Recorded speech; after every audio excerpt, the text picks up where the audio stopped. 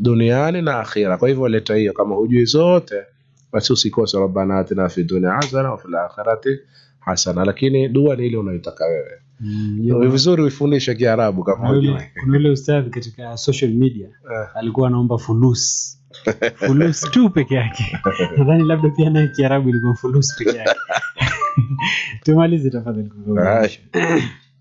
Kauli ya mwisho tafadhali tumalize.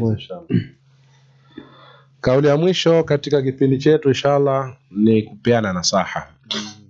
Katika maisha tunaoishi tuchagueni marafiki wazuri. Ndio tutaweza hata katika maisha ya kindoa tutaweza kuleta jamii mzuri. Katika maisha ya familia vile vile tutakuwa na vijana wazuri. Na katika maisha ya kikazi na maisha ya kijamii tukiwa na marafiki wazuri basi tutaweza kufaulu.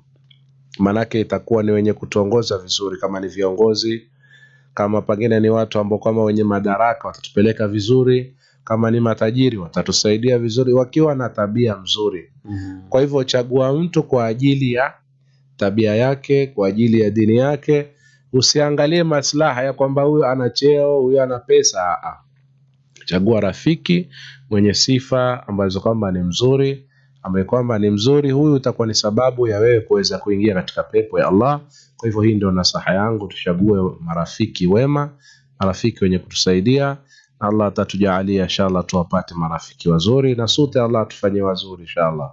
Tuwe ni wenye kupendeza, tukienda mbele Allah subhanahu wa ta'ala, tuwe ni marafiki wenye kubakia. Manake wale wema urafiki wao utaendelea.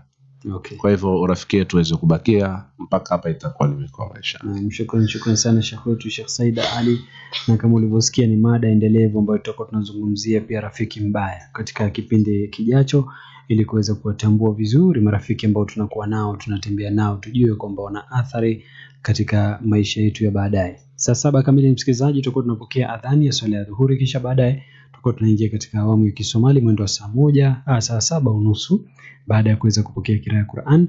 Usiondoke, endelea kuwa nasi. Asalamu alaykum.